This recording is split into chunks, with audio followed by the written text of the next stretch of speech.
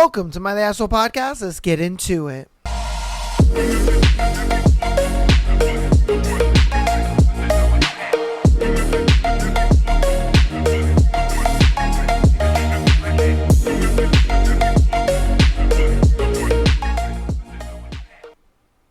Welcome to my The Asshole Podcast. It is a beautiful Thursday episode. You guys' favorite episode. And we are going to be getting into Lights Out, chapters 3 and 4. Woo! Has the book been juicy? Yes, it has. And we only did chapters 1 and 2. Oh man, am I excited to get into the next few chapters of this book. I believe where we left off, Homeboy found old girl on the internet, found where she lived, found out that she a little bit of a, freak-a-leak, and said that she wants to have a masked man meet her in her room in the dark. So he broke into her house, and he's gonna, I guess, be in a mask and just be sitting in her room like a weirdo. So yeah, I guess that's what's about to go down. I don't know if she's gonna open the door and scream, or if she's gonna open the door and put his penis in her mouth. I don't know. We'll see though. We'll see what happens. But before we get into Lights Out for today, we got our thread. Our thread is retail workers. What was your get the fuck out experience with a customer? Oh, baby. I'm excited for this one. I worked at a McDonald's, and we had Beanie Babies as Happy Meal toys at one point. It was insane. Yo, I remember Beanie Babies. That's crazy. This must be a long time ago. They literally had to buy a security cage to keep the toys locked down in the back. They were delivered with a security escort. People were ordering 100 Happy Meals with no food because we couldn't sell the toys by themselves. One day, I heard a commotion up front and found my high school counselor reaching across the counter grabbing one of the owners by the shirt because we were out of the pink flamingo. I'll never forget the look in her eyes. She had to be dragged out. It's scary how easy it can be to work people up into a frenzy. Yo. You know what that reminds me of? That reminds me of the fucking Szechuan sauce shit from Rick and Morty. Bro, people were like crowding McDonald's and they were literally on the counters and all that kind of stuff. Like, bro, again, I've said it before on the show that for me personally, I could never, and I mean never, ever work in fast food because people, when they're hungry, that's a different beast, man. That's a different beast. Oh my God. I give you people who work at like fast food restaurants and stuff. Oh man, I be giving you guys so much grace. I'm like, you guys are doing God's work. I ain't gonna lie to you, because the shit you guys have to deal with is insane. It's off the charts insane. Man.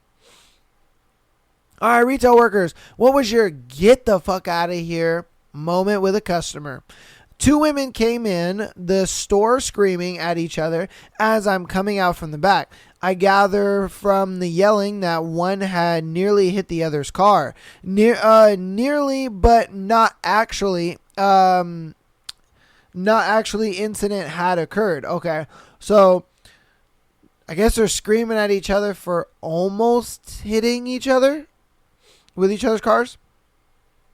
It was a busy Saturday. People were starting to stare. I'm trying to gather my wits, thinking how best to handle it. When my manager came flying in from nowhere, she just yells, either come in here and shop like people, or go outside with the rest of the animals. One left and one stayed. Hey, honestly, that's how you deal with that shit. You go get who's in charge.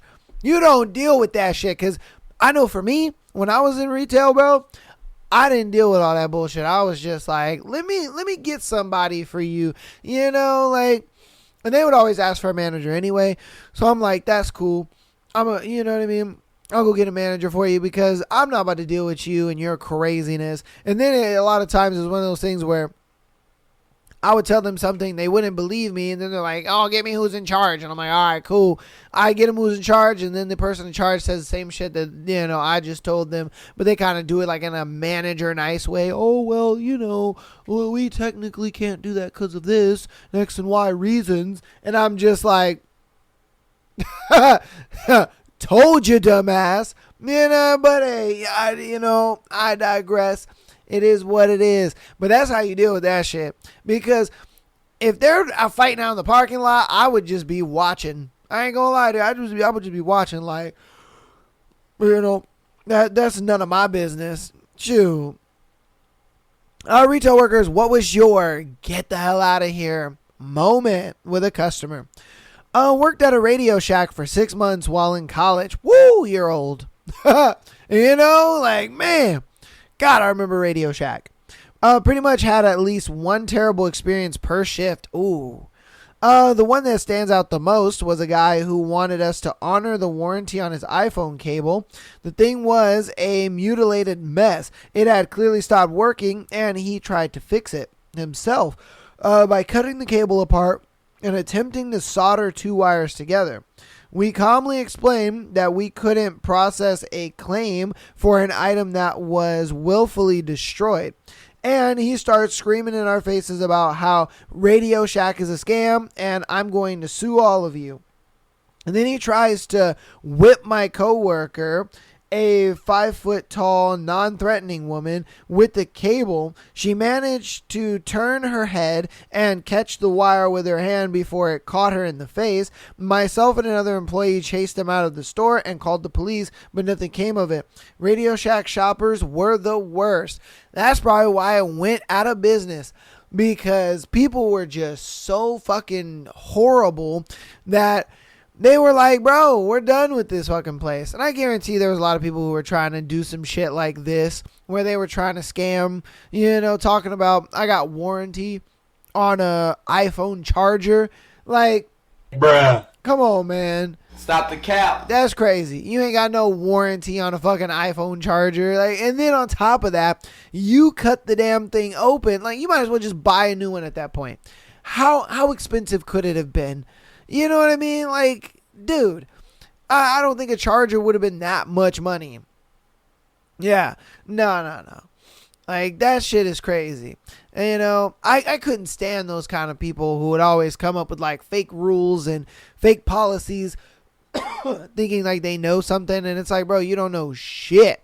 I come here 5 days a week, not you. I know what's going on. And they would always be like, oh, I did it last time. And oh, I got this. And no. I know that. No, you don't. Shut up. You know what I mean? Like, that shit is super annoying. Retail workers, what was your get the hell out moment with a customer? I worked at a ski resort when I was younger, fitting my boots and sizing skis, etc. A ski rental shop. My first year, I worked at basically the Walmart of rentals, the cheapest option and the biggest store. So the week of Christmas, there are lines out the door every single day. I remember seeing my 2-week paycheck after the 2 weeks around Xmas, and I worked for 119 hours. Damn. Woo! God damn. That's a lot of hours, brother. It was absolutely insanity. For another reference, the closest town had a permanent residency of less than 10,000 people. But during Christmas, it jumped up to 70,000 people trying to enjoy their vacation in the same spot. So, one of these days, it's business as usual, a quarter-mile line out of the door, nonstop craziness. I'm at the bench closest to the door. Helping out a lady. When this kid wakes up, walks up to my bench, I asked if I could help him. And he said he had reserved rentals online and he wanted to pick them up. I said, this is our store name. If that's where you reserved, you'll need to get back in the line and we'll help you as soon as we can. This 13-year-old kid says, this is fucking bullshit. In front of the customer I was helping, I told him that quite literally every piece of equipment in our store was reserved.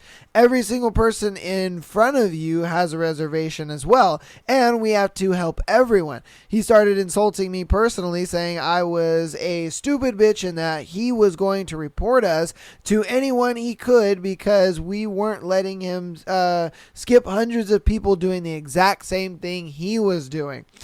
I can't stand that, bro. When they like threaten to call corporate and they threaten to call somebody or complain or sue, I'm like, you have fun with that. You enjoy yourself, because I guarantee you it ain't gonna happen. You know what I mean? Like, I guarantee you it's not gonna happen. I guarantee you you're not going to do it. Like, get the fuck out of here, dude.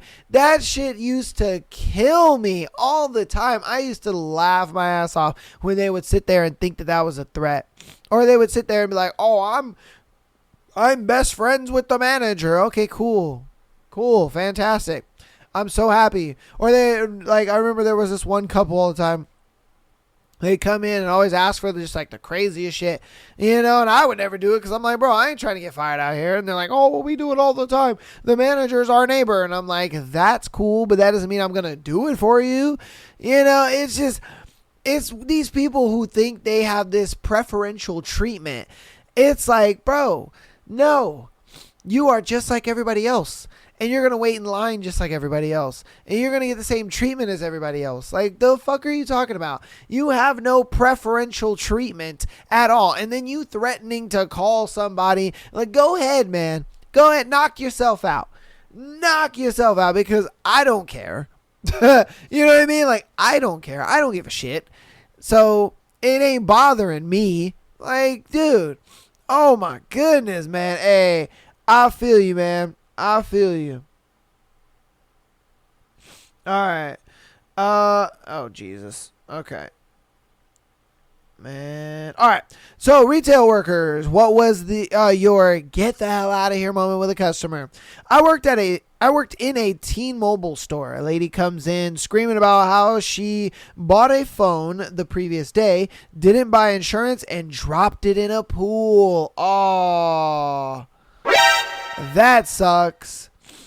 She was demanding I give her a new phone for free, but she wasn't even our customer. She was a Verizon customer. She screamed at me for about 10 minutes demanding I call our manager. She then started yelling at other customers about how awful we were. Called the cops. Wait. So it's bad enough that she didn't have insurance on the phone. Alright? It's bad enough that she dropped it in a pool. But you don't know what phone provider that you have? You know what I mean? Like, bro, are you that dumb? You know what I mean? Like, I'm telling you, bro, it's not until you work retail that you realize how stupid, and I mean stupid, grown ass adults are. Oh my God. The idiocracy that you see on a day-to-day basis from grown ass individuals is insane. You're like, this gotta be a joke. There's no way you're this stupid. You know what I mean? It's like, there's just no way you're this dumb. I'm telling you, it is not until you work retail. It'll either be your first retail job or your second retail job.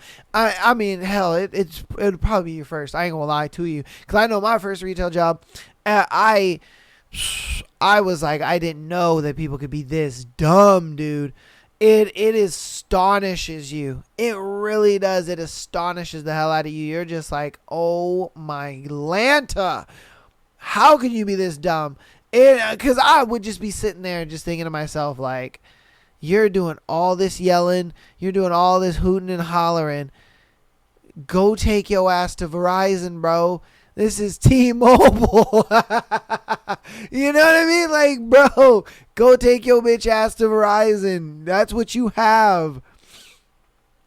All right. Retail workers, what was your get the hell out moment with a customer? This sale takes place roughly 22 years ago. God damn. At a community college bookstore. So this is what, 2000, right? Yeah, I think so. Probably 2000. All right.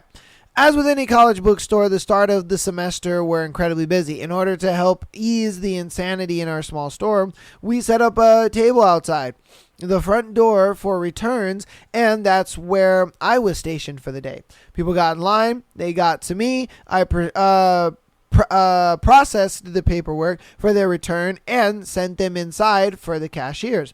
This is an important point.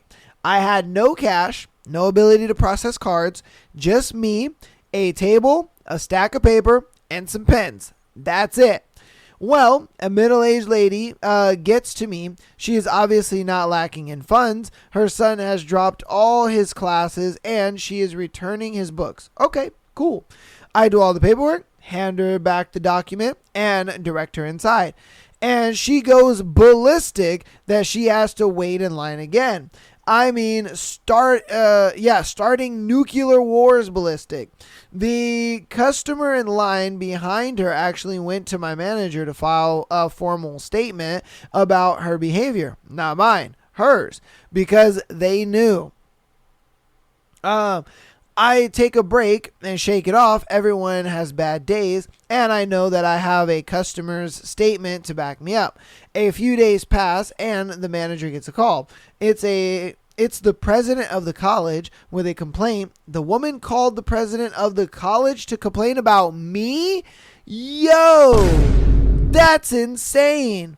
So my manager and I head off to the meeting with the president and the woman. We walked in calm and polite. The woman tells her triad, still screaming and cursing. My manager pulls out the statement and without a word hands them to the president. The president calmly reads them. I don't remember exactly what he said, but I do remember watching the woman turn more and more red. I do remember the word entitled used, facts, a whole lot. And I do remember him saying, "Don't waste my time ever again," before he showed her to the door. Facts.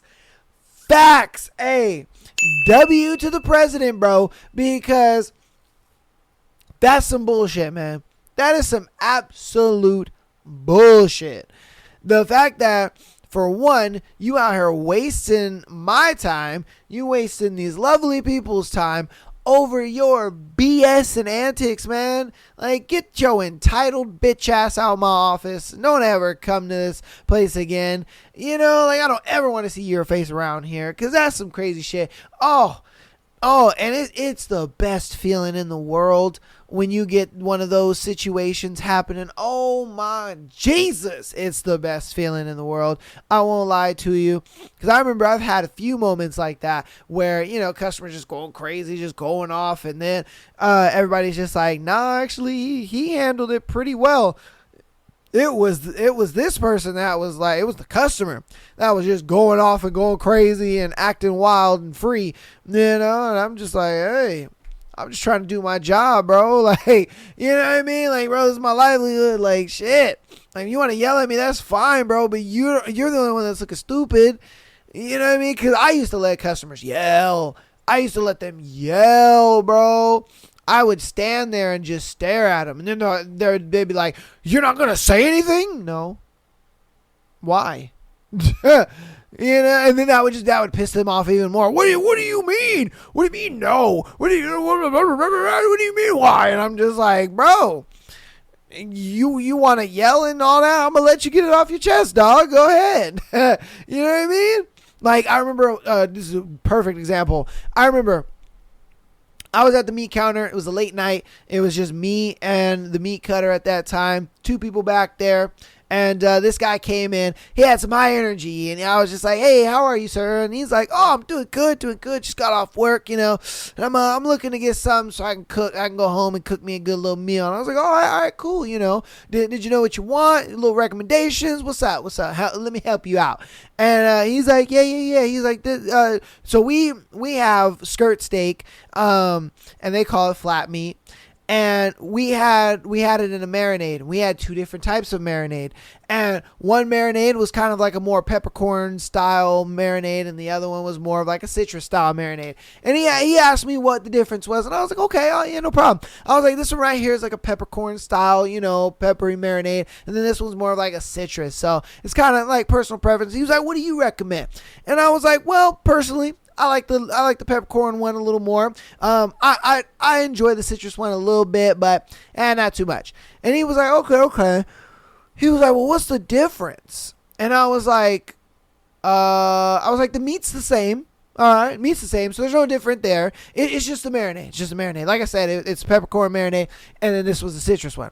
He's like, I didn't ask that. I asked, what's the difference?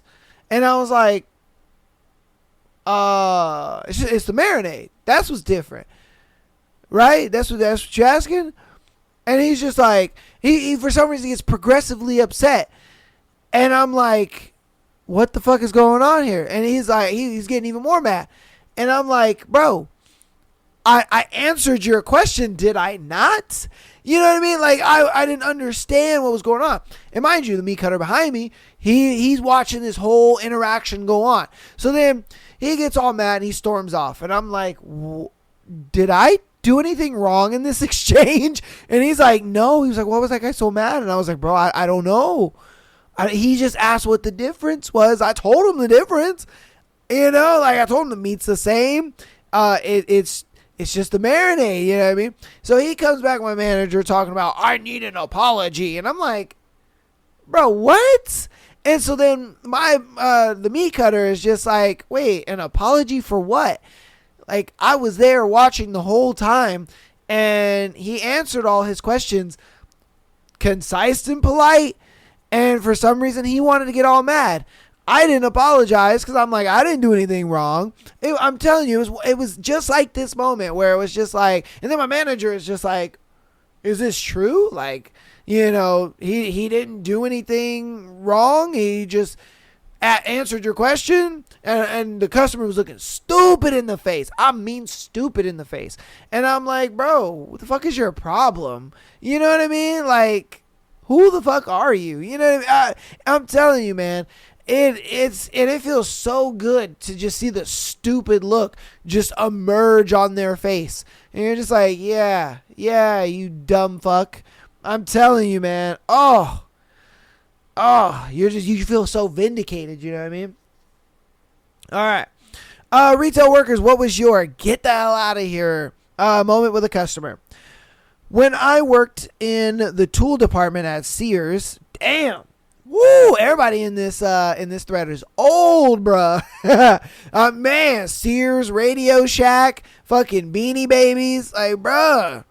A guy wanted to get a replacement on his tape measure. I couldn't replace it because it was the tape that was fucked up due to the guy mistreating it and not caring because Sears will replace it for free. Dude threatened to go out to his truck to get his gun and come back in and shoot you, points at me, you points at my manager, and had taken over already, and you points at my coworker who was standing nearby. I gave him the why haven't you done it yet look, and he left. I worked at Sears. I was ready to die. He was just like, bro, I work at Sears, my nigga. Like, all right, come on, man. You know what I mean? If you're going to put me out my misery, then go ahead.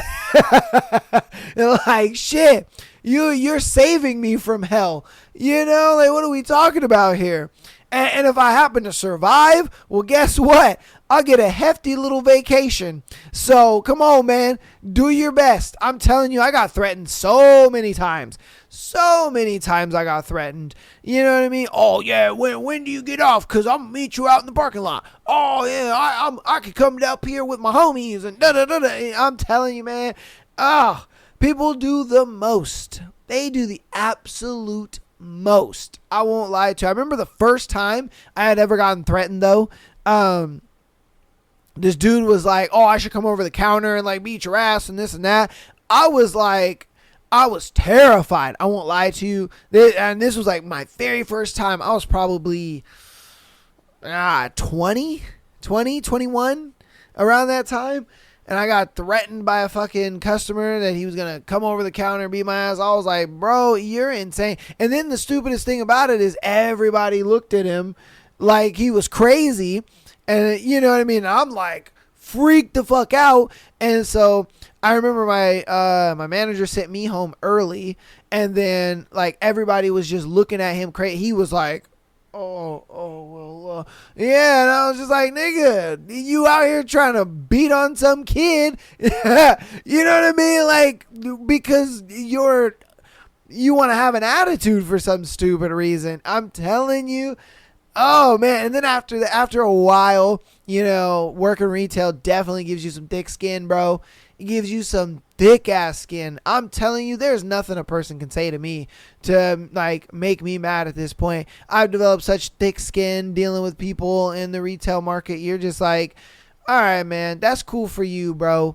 You know what I mean? That's cool. I could care less the empty words coming out of your mouth. You know, I'm telling you. You'll definitely come up with some thick skin, and then you start to realize like how cap a lot of people are. You know, they just be speaking emotionally, and it's just like, all right, man, you just emotional little mess. Go on somewhere, you know. Hey, I'm telling you, bro. All right, this is going to be our last one, and then we'll get into our book. Retail workers, what's your get the hell out of here moment with a customer? I worked at a pawn shop for a couple of years. We had a customer pawn a chainsaw, which turned up stolen and was confiscated by police, which causes the store to lose money and police to be aware that he is a known thief. He came back something close to 3 months later to pawn something else. I didn't recognize him right away. I asked him if he had pawned anything before, and he said yes. So I asked his last name and entered it into our computer system, which promptly said stolen. First I thought, really? You came back here? I gave my boss, it's literally a 2-person store, our not very frequently used signal to discreetly call the police. Meanwhile, I started acting like I was working on his loan and stalled a bit. Just a couple of minutes later, a couple of police cars pulled up and officers quietly walked in, and he immediately gave up. I didn't really have to say anything to him. The handcuffs spoke for themselves. Facts. It was, and you know what's so scary about that is like, you know, say they like remember you when you get out of jail. You know what I mean? They try to get their revenge or some bullshit. Woo, that to me would be terrifying, man. Oh my God. I'd be like, hey, yo, you know, can you guys like, you know what I mean? They don't know my name. I probably wouldn't work there no more. I ain't gonna lie to you. Cause yeah, bro, there's no way I could like be the cause of somebody going to jail and then them wanting to like come after my head, you know? Oh, nah. That to me would be way too scary, bro. Way too scary, because I feel like they would want revenge. You know, I definitely feel like a petty criminal like that, would definitely be petty. And they would get out of jail and they'd be like, yeah, I'm ready to unalive that motherfucker. You know? Ooh. Oh, man. But yeah. Okay. But that's going to go ahead and be that thread. Hope you guys enjoyed that thread, that crazy ass thread. If you guys are working retail or you know a friend that's working retail, I'd love to hear your crazy ass stories with your crazy customers. Definitely put it down in the comments, all right? But without further ado, we're going to get into announcements and then we'll hop right into our book. We'll be doing chapters 3 and 4 today, all right? So, Patreon.com/Am I the Asshole Podcast. Get an exclusive episode every single Friday, as well as being able to send in your scenario to be featured on the Tuesday and Sunday episodes. All right, definitely get on in there. $3 a month, and over 100 hours of content over there. All right, Patreon is where it's at. It's the best value the best value per dollar. If I'm being honest with you, man. The content over there is juicy, let me tell you. All right? So definitely get on out there. Check it out. Audio listeners, thank you for all of the support you guys have been showing. I really do appreciate it so very, very, very much. If you're an audio listener, keep downloading the episodes as well as rating us 5 stars. I appreciate all of the support so very much. if you want to help out even more on the free 99 side of things, go ahead and follow us on Instagram as well as TikTok, and subscribe to us on YouTube. Okay, subscribe to us on YouTube. We're hoping to hit 2K by the end of the year. We are steadily fast on the road to it, so hopefully we can hit it. All right. But yeah, that should be announcements out of the way. Sunday, Mondays, we stream, so definitely come out and hang out with us on the streams. We stream on Twitch, Kick, TikTok, as well as YouTube.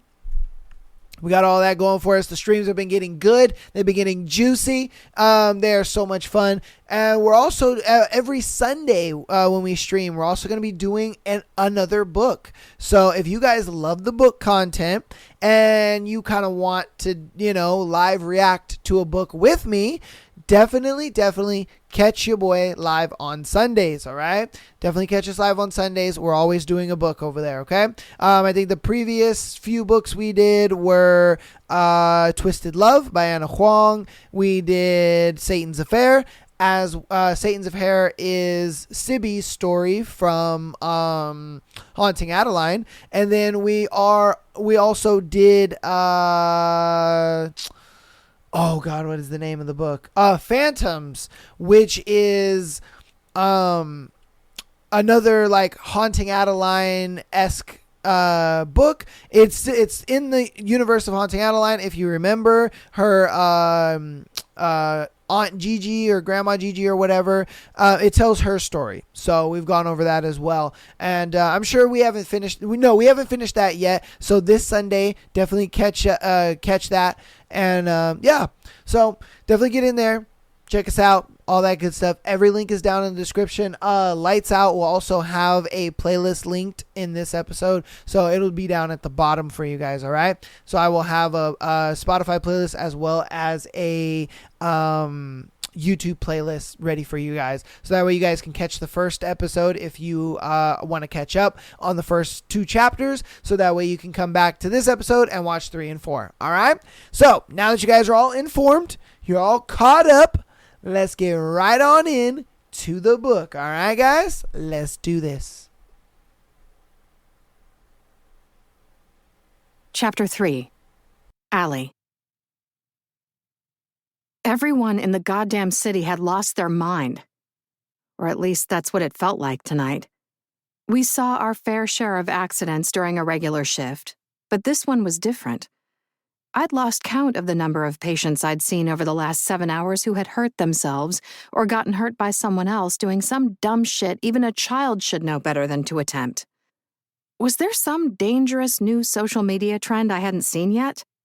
Or a revamp of that old show with dudes crashing shopping carts into things? Something had to explain this level of stupidity. It couldn't all be coincidental.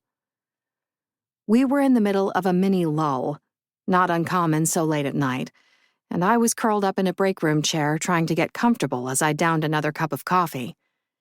My shift was only halfway over, and if the second leg of my night progressed like the first, I'd need all the caffeine I could get to keep me going. Tanya swept into the room and strode right to the window, so focused as she stared into the night sky that I didn't think she'd noticed me. "And it isn't even a goddamn full moon," she said under her breath. I straightened in my chair. "So it's not just my patients?" She turned my way and shook her head, her long braids falling over her shoulder. "No. Something's gotten into this city tonight." We shared a troubled glance and then looked away from each other. Things like this happened sometimes, odd patterns emerging that made me think humans were more connected than we realized. One week, we might see a spike in car crash victims without anything like bad weather or traffic to explain the uptick. The next, we could get more domestic assault victims than usual, and the one after that, more gunshot wounds. Tanya and I had talked about it a couple of times, wondering if humans shared some kind of hive mind, or if it had something to do with magnetic currents, or our subconsciousnesses all picking up the same subtle signals from the world around us. I'd even mentioned it to one of the cops who regularly got stationed here, and instead of thinking I was a weirdo, he'd agreed with me, telling me he and his coworkers saw something similar. They'd get a slew of people who had almost no traceable connection to each other, committing virtually the same crime one week. The next, it would be a new group doing something else. I'd told Tanya about it afterward, and we'd both been so freaked out that now we avoided the subject altogether, as if bringing it up might trigger a new wave of weirdness. "How was Brinley?" I asked. Tanya had worked with her the night before, keeping an eye on her like I had the night before that. Tanya pushed away from the window and went to the coffee maker. "Good. Thank God. I think you're right, and she'll be able to stick it out. That first bad night just threw her." "Nothing like a baptism by fire to test someone's mettle," I said.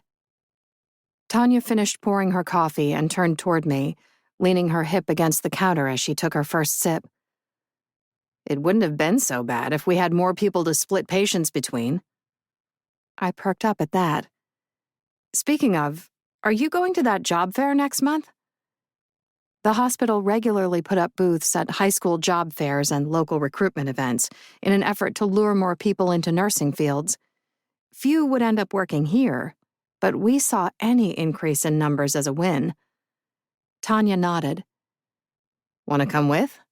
It counts as a shift, and you might see some daylight for once." She eyed me over the rim of her mug, one brow rising. "You're looking pretty pasty lately." I rolled my eyes. "I hope your sales pitch at the fair is better than that." She snorted. "You in or not? Don't make me take someone like Donna." We both grimaced. Donna was one of the nurses who'd been in here with Brinley last week.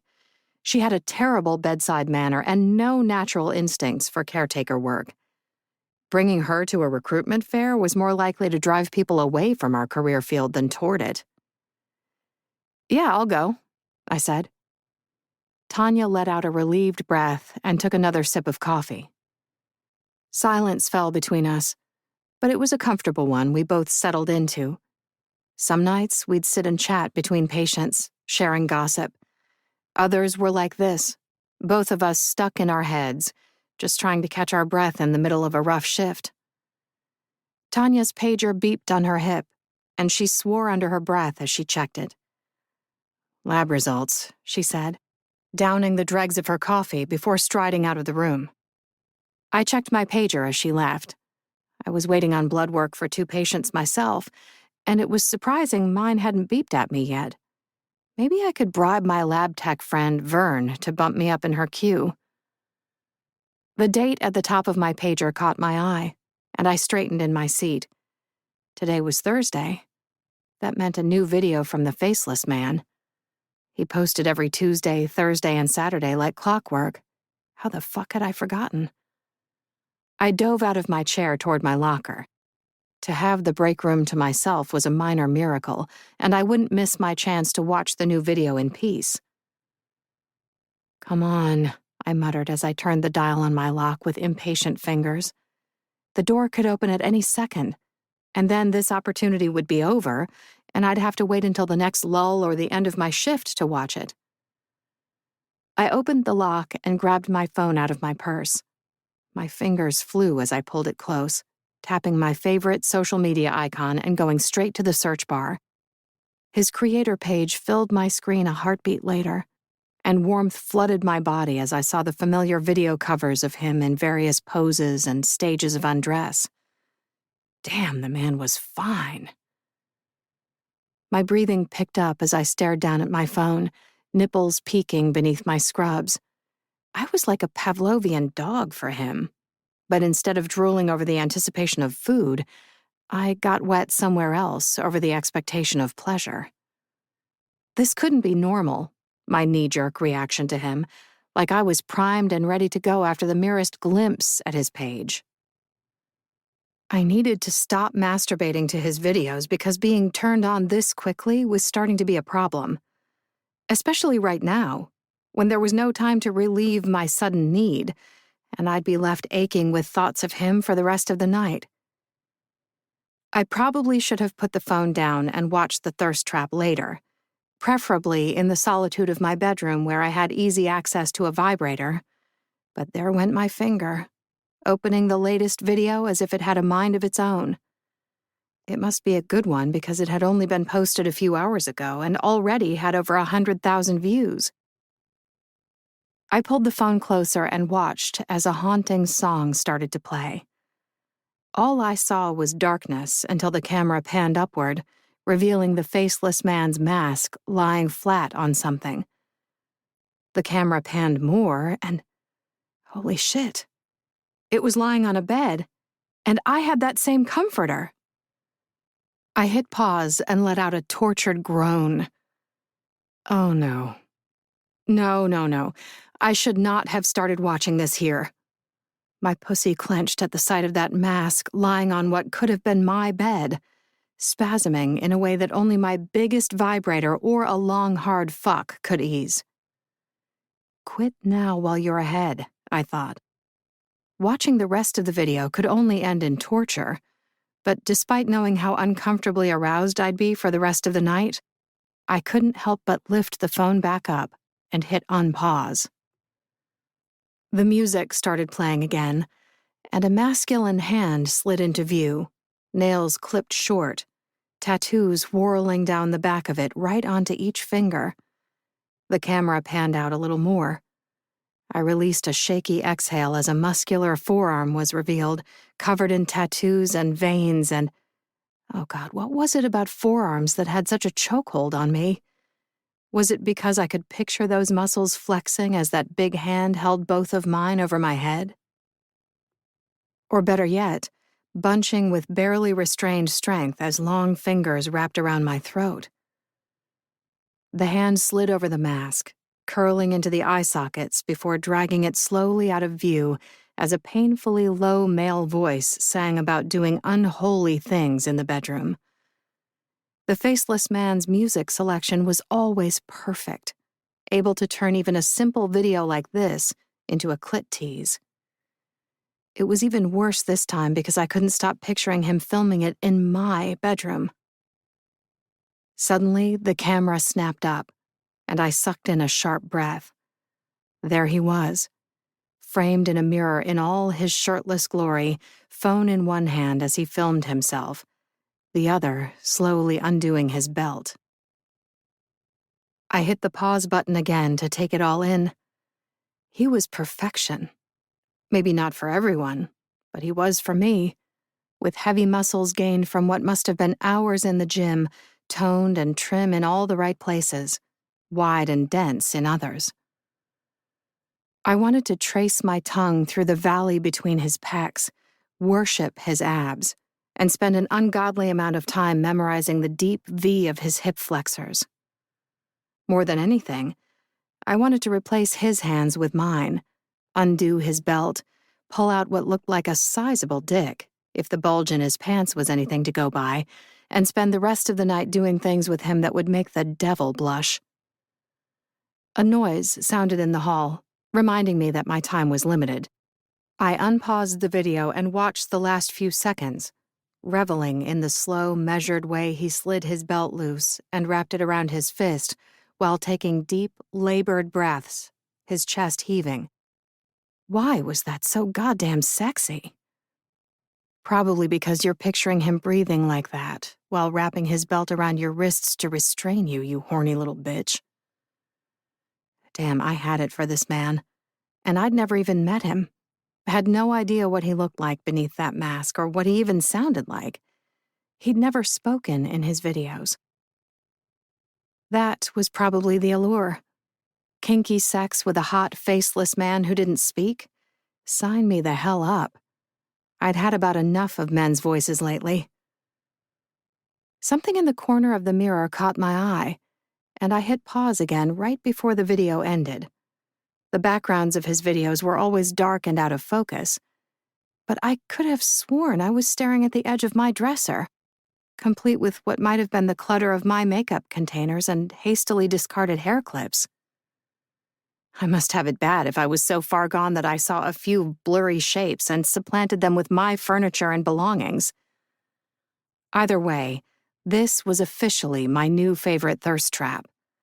Because whether it was a coincidence or my mind was playing tricks on me, It was far too easy to imagine it being filmed in my bedroom.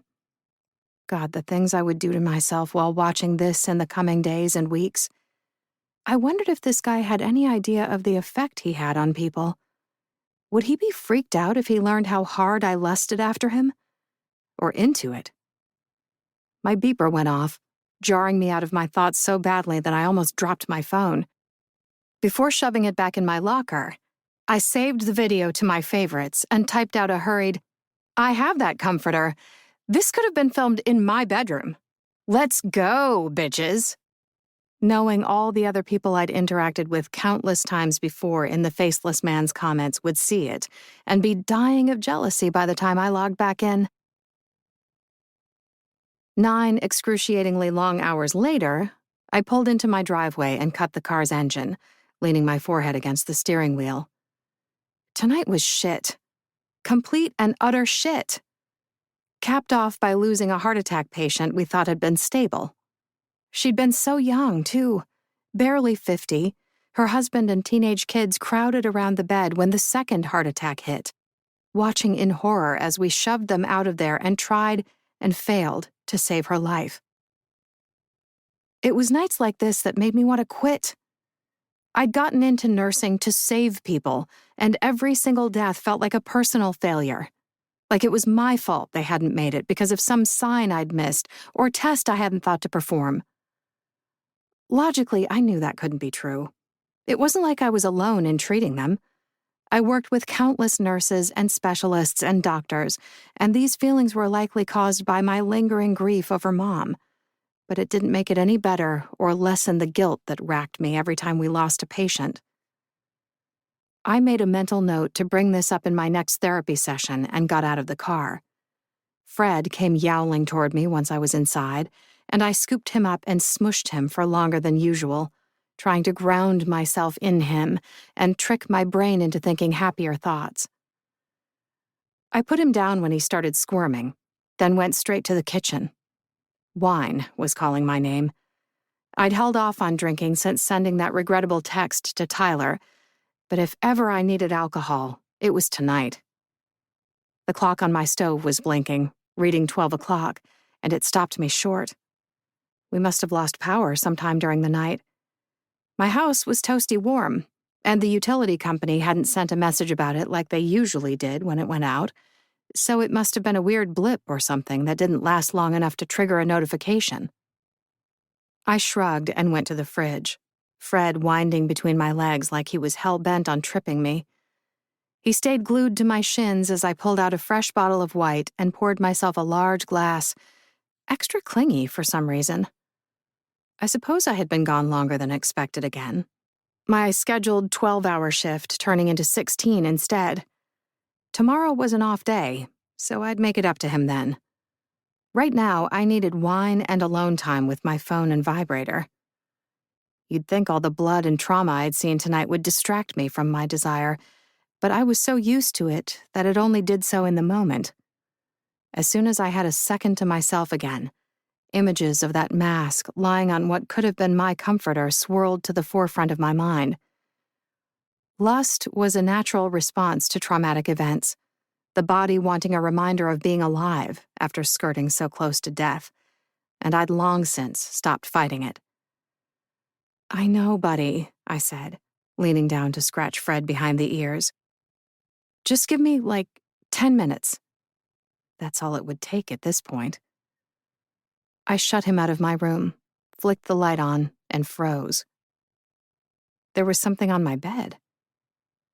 There was something on my bed that I hadn't left there. The wine started trembling in the glass as my fingers shook, but I couldn't force myself to put it down because I couldn't move. I was completely immobile, held in place by my rising fear. Had someone been in my house? Were they still here? Fuck, was that why Fred had been so insistent? He'd been trying to warn me? I will not be a victim, I thought, forcing myself to move, to step forward, set the glass and my phone down on my dresser, and drop to a squat as I quietly slid open the bottom drawer and pulled out the gun I kept there.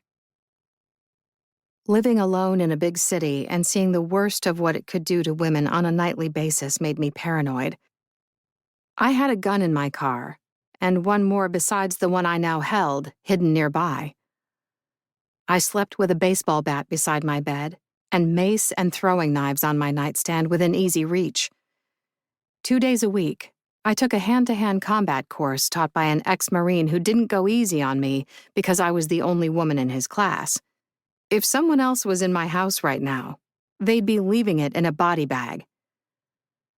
I strained my ears as I straightened and slowly approached the bed.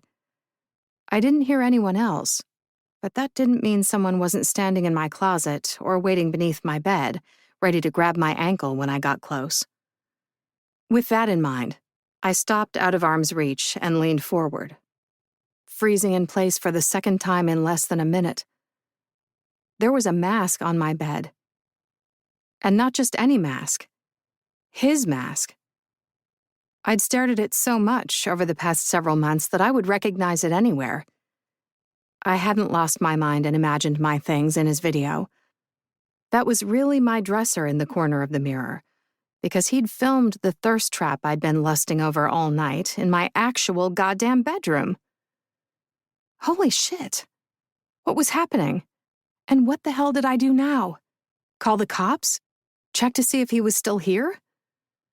My vision swam in and out of focus for a heartbeat. What if all the blood in his videos wasn't fake? What if none of this was a fun little kink for him like it was for the rest of us? What if he was some sort of serial killer hiding in plain sight, and he used his platform to lure his victims to him? Was I about to be next? Was this the beginning of some twisted game of cat and mouse? I shook my head. If that were the case, wouldn't I have noticed all the different bedrooms he filmed in as he taunted his victims? I hadn't. Aside from the one he shot tonight in here, all his videos had one of 3 backgrounds: a couch, a wall with red lighting, and a massive bed with black sheets, making this the one exception to the rule. Why me? And why now? And why was I so fucking turned on by it when I knew I should run screaming from my house instead? Chapter 4. Josh. Oh, I'd fucked up. I'd fucked up bad. The camera I'd discreetly placed in Allie's room showed her standing several feet from her bed. Her light blue scrubs were rumpled after her marathon shift at the hospital, and strands of hair had slipped free from her braid to frame her face in loose waves. Her dark eyes were huge, an expression of pure disbelief on her face as she stared at the mask I'd left for her. She lifted the gun she held, bracing it with both hands as she looked around the room. Is anyone in here? She called out, loud and clear. I'd never been so attracted to someone in my life. She looked ready to shoot anything that moved. Thank fuck I hadn't stayed or I'd probably be bleeding out on her floor right now. I quickly went over the entire night in my head, searching for any trace evidence I might have left behind. I'd been so careful while there that I didn't think there was anything for the cops to find when Allie eventually snapped out of it and called them. Even when I took off my shirt to film the video, I'd left the balaclava on the whole time. So there wouldn't be so much as a stray hair to give me away. I'd even taken the time to relock her back door and cover my footsteps in the melting snow. I didn't put the camera in her room to watch her change or sleep like some sick fuck. Though, now that I thought about it... Wait, no, I needed to stop right the hell there. That road led nowhere good. This invasion of privacy was bad enough without adding sexual predator to my list of crimes. The reason I put the camera in her room was to gauge her reaction and learn whether or not she meant what she said in all her comments. Was she actually into the same dark shit that I was, or was she just a tourist? Judging from her open look of horror, she was the latter, which meant I needed to start implementing my exit strategy. I had orders to cancel, plans to scrap, and cover-up work to do. I'd taken every safety precaution I could think of to obscure my digital footprint, and knew of only 3 hackers in the U.S. capable of tracing my steps and maybe, if they were lucky and avoided all the traps I'd left in my wake, finding me. 2 of them worked for the NSA, and another one was currently in jail, so I felt safe in my work for now. Plus, I doubted the local cops would go so far as to call in the feds over a run-of-the-mill home invasion in which nothing got destroyed or stolen. Even my social media account was secure, or as secure as it could be. Anyone who hacked it would be led straight to a mid-30-something dad in Utah with a secret mask kink. He was a real guy named Carl with an actual mask fetish and a matching clandestine thirst trap account his wife didn't even know about. Our tattoos weren't the same and he filmed different content, but the amount of work it would take for cops to figure all that out would give me ample time to cover the rest of my tracks and disappear offline. Sorry, Carl, but sacrifices had to be made. I should probably feel worse for the guy than I did, but like boundaries, empathy was hard for me. Maybe that's where I'd gone wrong with Allie. I'd been so excited about the prospect of living out our shared fantasy that I hadn't stopped to consider things from her perspective. What would it be like for a woman living alone to realize a stranger had invaded her home? I popped up a second tab and split my screen, watching Allie duck down and look under her bed, gun leading the way while I typed in a quick internet search. The results were not good. Yup. This was where I'd fucked up. According to Google, Allie was probably terrified, angry, and felt like her home was compromised, violated even, turning from a sanctuary to yet another place where she felt unsafe. How did I make up for such a colossal misstep? Roses? Men in movies and TV were always sending roses. That didn't seem like enough, though. Maybe if I sent a lot of them? I popped open another tab, pausing to watch Allie clear the rest of her room like a woman who knew what she was doing. It was hot. Despite her apparent fear, she moved confidently and competently, like she had formal training. And maybe she did. Maybe that self-defense course she took taught her how to do this. I made a mental note to hack into their cameras and check as I bought out a local floral shop using someone else's money. Theft, I didn't feel so bad about, especially when my victim was a wealthy criminal who'd recently tried to steal millions of dollars from one of my company's clients. I'd rebuffed their infantile attempt and slid right into their own system unseen, learning all sorts of interesting things about them, including their credit card information. On screen, Allie finished clearing her bedroom and ensuite and then strode out the door. I cranked my speakers as loud as they would go, hoping to hear if she called the cops while out of sight. Several minutes passed in near silence, with only the soft sounds of movement to tell me she was working her way through the rest of the small house. I cursed myself for only placing one camera instead of 2. What was she doing? How was she feeling? Was there any way to come back from this, or had I lost my chance with her already? Are you okay, Fred? I heard her ask, and I immediately perked up, wondering who the fuck she was talking to. Anger roared through me out of nowhere as I waited for Fred's response. There was already another guy in her place? Had she planned to meet him there after work? I didn't hear any doors open or shut, and He didn't hurt you while he was here, did he? a soft meow echoed out of my speakers. You were trying to warn me when I came home, weren't you? Another meow. Oh, Fred was her cat. My jealousy deflated, and I unclenched my hands from where they had a death grip on the arms of my computer chair. Wow, okay.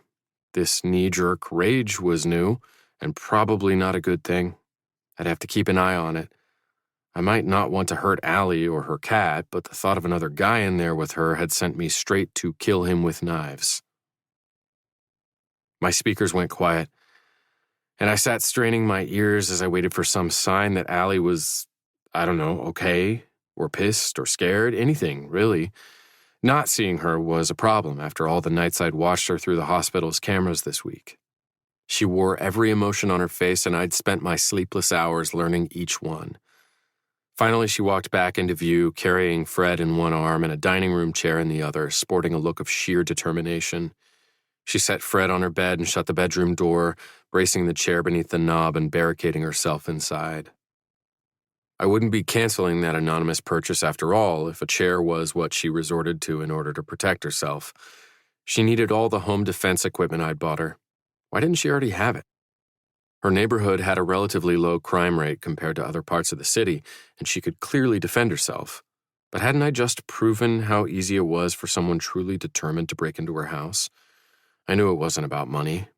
Her mother's life insurance policy had paid for nursing school and most of the down payment on her home, and she made a respectable income thanks to her salary and all the overtime she pulled at the hospital. Had she merely grown complacent? Maybe I'd done her a favor by breaking in and showing her the error of her ways. I grimaced. Yikes. No to any more thoughts like that. I was obviously trying to rationalize what I'd done and lessen my guilt over it, which I shouldn't, because if Google had taught me anything tonight, it was that I'd royally fucked up. That revelation was confirmed when Allie strode to her dresser and swapped her gun for the wine she'd left there earlier, chugging it like a beer at a frat party. The glass shook in her fingers as she set it back down, and I cringed, because, fuck, her fear turned me on. I'd been avoiding acknowledging how aroused I was, but the way my dick strained against my gym shorts as Allie visibly trembled was impossible to ignore. Okay, so I didn't want to hurt her, but I did want to scare her. Potentially troubling but far from the worst-case scenario, and really, didn't that confirm something I'd already known about myself? For fuck's sake, I regularly covered my chest in stage blood and held a butcher knife while sitting in the dark and staring into a camera like I just got done slaughtering an entire family. I got off on all the comments from people telling me they were both turned on and slightly terrified by my content. Those comments stirred something inside me, making me feel powerful, feral, and dangerous, like the world was mine for the taking. The fact that there were so many others into my specific kinks also normalized my desires. I didn't feel wrong for liking mask play, or like I towed the line of dangerous territory that skirted too close to what my dad had done. This felt like it was all for me, and that's why I wanted Allie to be all for me. Not just because she was a beautiful woman with a mask kink who regularly propositioned my alter ego, but because technically she'd stalked me first. Or she'd tried to if the search history I discovered when I hacked into her laptop was anything to go by. How do I find someone from social media? Who is the faceless man from TikTok? The faceless man's other social media accounts. Is there AI software to find people based on their tattoos? See, she'd started it. And yes, I was aware that argument wouldn't hold up in a court of law, but this was the hill I chose to die on, the belief that Allie was a little fucked up too, just enough that she might hesitate before reporting me. And if I were really lucky, enough to play along with all the things I had planned for her. My attention returned to the video feed as she scooped her phone up and sat on the edge of her bed. The camera I'd installed was a genius little device. It mimicked her phone charger, with a working USB port and everything. While the blank white space above it looked innocuous enough, it was actually a film screen with a wide-angle camera hidden behind it that was damn near imperceptible without a specialty device detector. I'd swapped her charger out for it right before leaving, checking on my phone to see if it was up and running before I slipped into the night and triggered another blackout to hide my escape. I tapped a few buttons and zoomed in on Allie's phone. She was on my social media page, probably getting ready to either block me or read me the riot act through a DM. I knew it. She said as she scrolled. Bed, couch, wall. I started to frown before I realized she was talking about the backgrounds in my videos. I filmed them all in my bedroom while Tyler was either fast asleep or out of the apartment, and those were the 3 locations I used. Until Allie's bedroom.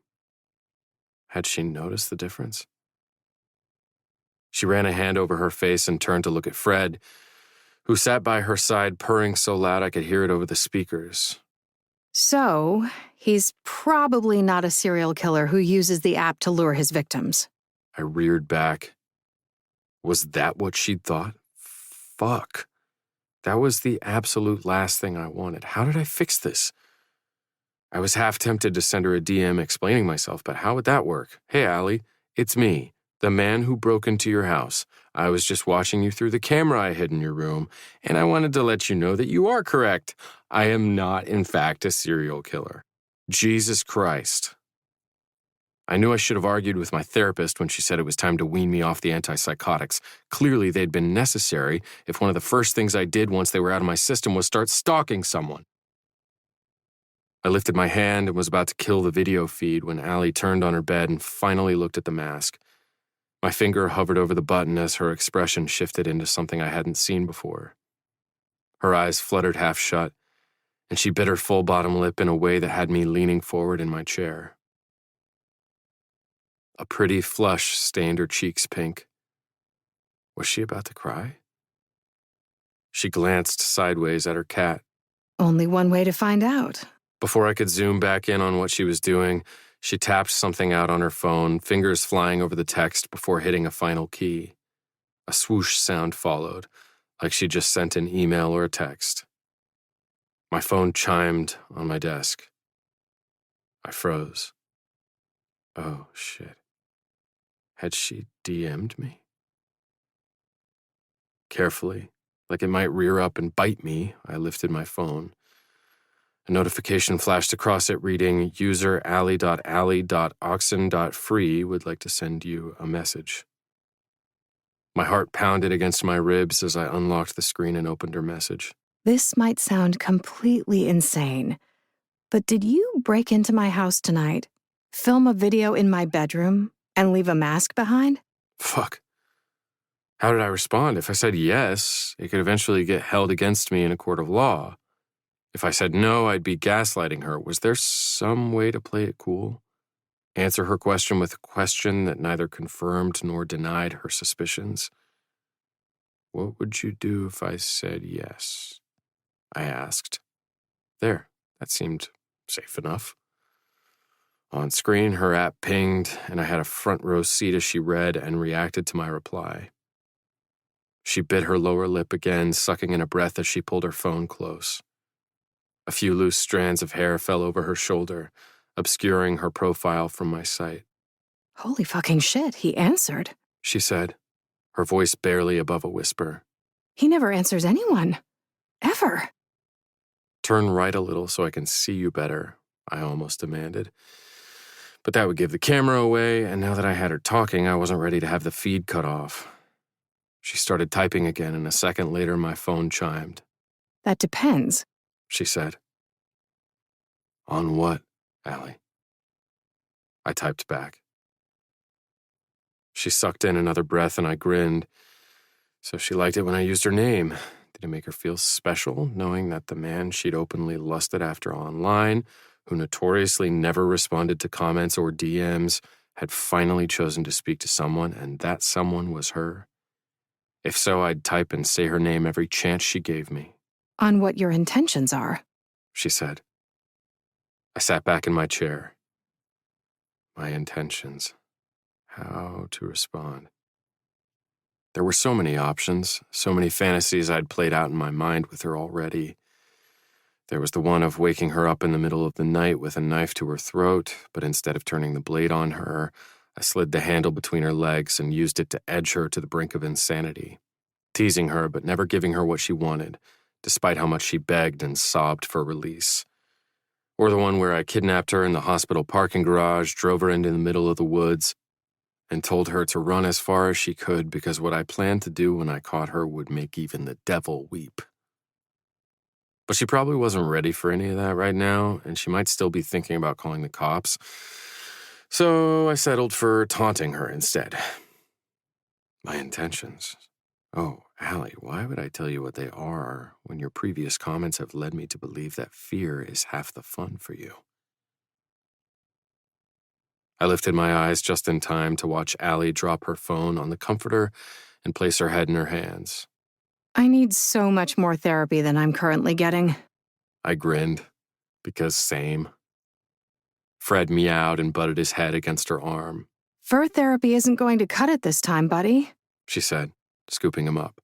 And I'm sorry for this, but I need to do grown-up human things right now, and you can't be in here. As I watched, she strode to her bathroom and set Fred on the tile floor, apologizing again as she shut him inside. I waited with bated breath as she returned to the bed and picked up her phone. How can I trust that you wouldn't hurt me? She asked. You can't, Allie. I'm a stranger on the internet. She let out a sharp exhale and shook her phone. Don't you think I know that? I just need some sort of reassurance that I'm not about to be headline news. I should have felt bad for her. But just like her fear, her obvious aggravation only turned me on.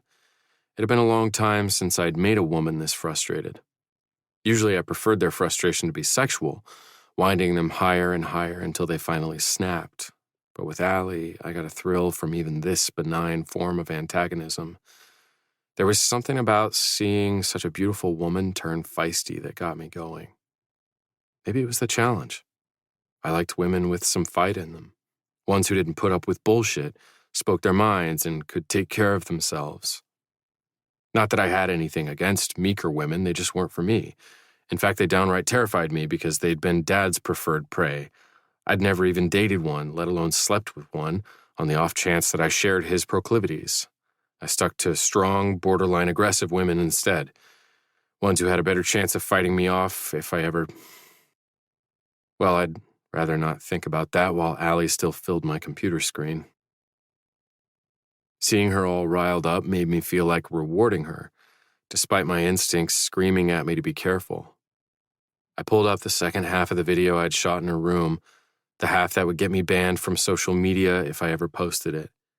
And before I could question myself, I uploaded it into our message thread and hit send, acting on instinct alone. Allie clapped a hand over her mouth when she opened it, her voice muffled when she groaned out, Oh my fucking God. I leaned back in my chair and waited, wondering what she'd do with the video. It was another test. Most likely she was about to call the cops, but on the off chance she didn't, she was about to take the first step toward becoming mine. Is his? Hand sliding into his pants. Yes, it was, and I was absolutely going to hell for taking a video of myself stroking my dick to full arousal in her bedroom. Her head fell forward and a low moan slipped from her lips. Her eyes were half lidded again when she raised them, cheeks pink, and suddenly I realized what this expression was. Lust. Allie was fucked up too. Hallelujah. She reached out with her free hand and propped my mask against her pillows. Once it was settled, she stood and double-checked the chair braced against her door, ensuring it was secure before she went to her dresser, opened the top drawer, and pulled out a vibrator. Oh, fuck. I needed to kill the video feed. Not 10 minutes ago, I told myself the line in the sand was watching Allie sleep or change. Spying on her while she masturbated was way over it, wrong on so many levels that holy shit, there went her pants. I caught the briefest glimpse of a well-manicured triangle of hair before she turned and... Look at her ass. I wanted to slap it, hard enough to leave a mark. And then I wanted to bite it, turn her around in my lap and watch it bounce as I fucked her from behind. God bless whatever glute exercises she did at the gym because they were paying off. No, this was wrong. I wasn't going to watch Allie pleasure herself to a video I'd sent her, and I definitely wasn't snaking a hand into my shorts and choking the base of my dick. Stop that. Bad hand. We're not doing this. On screen, Allie laid back on her bed with her spread legs facing my mask, her phone held aloft with one hand. She clicked the vibrator on with her other one, and without any foreplay whatsoever, positioned it at the apex of her thighs and slammed it all the way home, her back arching, a half-tortured, half-pleasured cry ringing out over my speakers.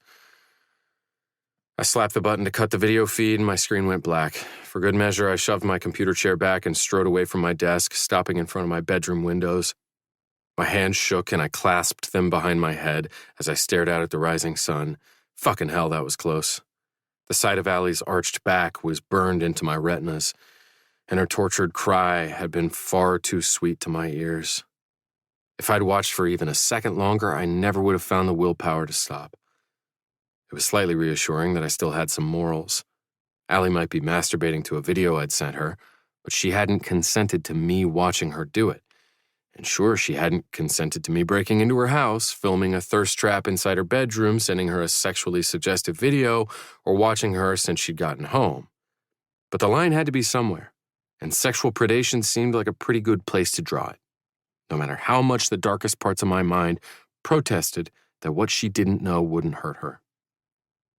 I was already becoming unhealthily obsessed with Allie. There was no way this would end well for either of us if I didn't hold myself in check. But now that I had her within my sight, I couldn't seem to stop myself. And all my carefully laid plans of taking it slow and easing her into things were going up in flames. I needed her, and whether she was ready or not, I was about to put her to the ultimate test. I just hoped it didn't end with either of us traumatized or dead.